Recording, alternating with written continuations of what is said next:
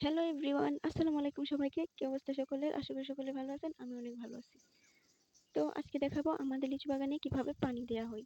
মানে পানি দেওয়া হচ্ছে আর কি। তো এই তো দেখতে পাচ্ছেন আমার ভাগিনা এখানে বসে বসে লিচু গাছে পানি দিতেছে। এখন যদি পানি না দেওয়া হয় তাহলে গাছে যে ফুলগুলো বের হয়েছিল সেই ফুলগুলো সব নষ্ট হয়ে যাবে। মানে ঝরে যাবে আর কি। তো এই তো দেখতে পাচ্ছেন আমার ভাগিনা এখানে পানি দিতেছে আর আমিও এখানে যাইতেছি। তো আগে যখন আমাদের বাগানে পানি দেওয়া হইতো তখন আমরা এখানেই গোসল দিতাম। এখন যেহেতু বড় হয়ে গেছে এখন আর গোসল দেওয়া হয় না। আর এই যে আমাদের পুরোটা বাগান আপনাদেরকে দেখিয়ে দিচ্ছি। আর ওই যে দেখা যাচ্ছে ইন্ডিয়ার রাবার বাগান। আর এই যে আমাদের বাড়ি।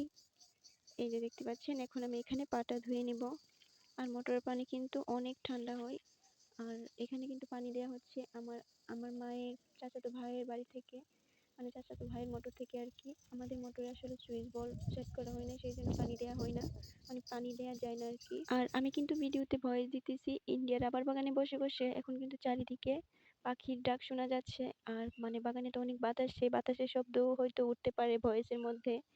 তো সবাই একটু ক্ষমার দৃষ্টিতে দেখবেন। এখন যেহেতু বসন্তকাল, চারিদিকে শুধু পাখি আর পাখি। তো যাই হোক, এখন আমি মূল ভিডিওতে আসি। তো এই তো পানি দেওয়া হচ্ছে লিচু বাগানে। পানি যদি না দেওয়া হয় তাহলে ফুলগুলো ঝরে যাবে। যদি ফুলগুলো ঝরে যায় তাহলে কিন্তু লিচুগুলোও ঝরে যাবে। মানে ফুলের মধ্যেই কিন্তু লিচু থাকে, তাই এখন থেকেই যত্ন দিতে হবে। তো এখন যেহেতু পানি দেওয়া হচ্ছে, কিছুদিন পর আবার মানে সার দিতে হবে, এরপর ফুলগুলোতে বিষ দিতে হবে। তো এর কিছুদিন পর আবারও পানি দিতে হবে। কথায় আছে না, যত্নে রতন মিলে, ঠিক সেটাই আর কি। এখন থেকে যদি যত্ন না দেওয়া হয় তাহলে কিন্তু আমরা রত্নও পাবো না। তো যাই হোক, দেখতেই পাচ্ছেন এখানে পাইপ দিয়ে পানি দেওয়া হচ্ছে। আর এই যে আমার চীনা হাঁসগুলো কিন্তু ভিজতেছে। মানে পানি পেলে হাঁস কিন্তু অনেক খুশি হয়। আর এই যে এটা আমাদের বাড়ি, আমাদের মাটির বাড়ি আর কি। কার কার অঞ্চলে এমন মাটির ঘর আছে অবশ্যই কমেন্ট করে জানাবেন। তো এই তো পানি দিতেছে আমার ভাগিনা। আর এই যে আমাদের গরুটা এখানে দাঁড়িয়ে আছে। আর এখানে কিন্তু লিচু পাতা রাখা আছে, মানে লিচু পাতাগুলো আমার মা জমিয়ে রাখছে, মানে লিচু পাতা দিয়ে রান্না করবে আর কি, সেই জন্য। তো যাই হোক, আমার ভিডিওটা আপনাদের কাছে কেমন লাগে অবশ্যই কমেন্ট করে জানাবেন। আর আমার ভিডিওটা যদি ভালো লেগে থাকে অবশ্যই আমার চ্যানেলটি সাবস্ক্রাইব করে রাখবেন। আর আমার ভিডিওতে সুন্দর একটা কমেন্ট করে রাখবেন, একটা লাইক দিয়ে নেবেন, যাতে করে আমি উৎসাহ পাই এবং আপনাদেরকে নতুন নতুন ভিডিও উপহার দিতে পারি।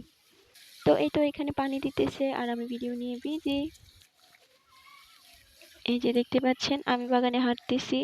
আসলে আমার ক্যামেরাম্যান নাই, সেই জন্য আমি নিজে ভিডিও করি যতটুকু পারি আর কি। তবুও টাইম টু টাইম আমি ভিডিও দিতে পারি না।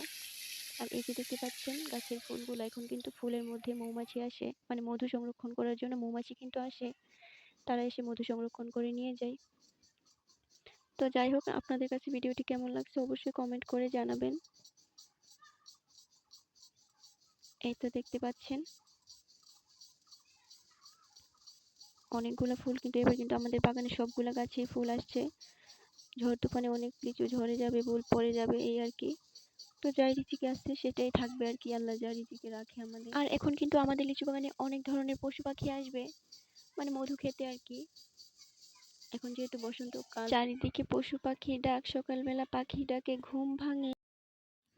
তো আজকের ভিডিওটি এ পর্যন্তই। ভালো থাকবেন, সুস্থ থাকবেন সবাই। আল্লাহ হাফেজ, টাটা।